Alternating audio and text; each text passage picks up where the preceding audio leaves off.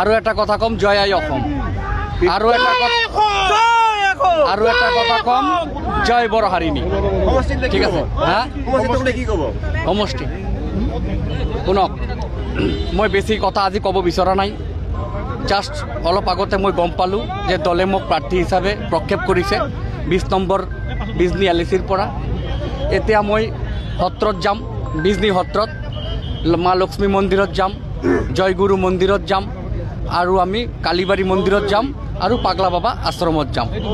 আৰু এই 5টা মন্দিৰত গৈ পেলাই মাৰ ওচৰত, বাথৌ মন্দিৰত গৈ আমাৰ শিৱ বাবা ওচৰত আমি প্ৰাৰ্থনা জনাম যে আগন্তুক দিনত বিজনীবাসী ৰাইজৰ সেৱাৰ কাৰণে দলে যে মোক প্ৰাৰ্থী হিচাপে প্ৰক্ষেপ কৰিছে, মই কেনেকুৱা সেৱা আগবঢ়াব পাৰোঁ, এইটো মোৰ এতিয়া আপোনালোকৰ ওচৰত বক্তব্য, আৰু বেলেগ একো নাই। এইটো মই কি ক'ম, দলেহে মোক দিছে, সেইকাৰণে মই দলক ধন্যবাদ দিম। জিলা সভাপতি আমাৰ ৰতন ৰায় ডাঙৰীয়াক মই ধন্যবাদ দিম। তেখেতৰ বলিষ্ঠ নেতৃত্বত এই চিৰাং জিলা, কোকৰাঝাৰ জিলা, চিৰাং জিলা, বাক্সা জিলা, এই 3টা জিলাৰ ভিতৰত কেৱল এই চিৰাং জিলাৰ এই বিজনী এলিচিত আমি বিজেপি প্ৰাৰ্থী হিচাপে ইয়াতে পাবলৈ সক্ষম হ'লোঁ। সেইকাৰণে জিলা সভাপতি, মণ্ডল সভাপতি সকলোকে মই ধন্যবাদ দিম।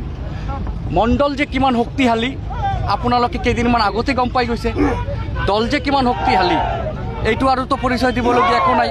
এইটো এগেইনষ্ট হওক, মাইনাছ হওক বা প্লাছ হওক, কিন্তু মানুহ যে 600 মানুহ ওলাইছে, এইবিলাক কোন মানুহ? দলৰ মানুহ। তো দলে মানে মই আজি এই তেখেতসকলৰ কাৰণে আজি বিজনী এলিচি বিজেপিৰ প্ৰাৰ্থী পাবলৈ সক্ষম হৈছে।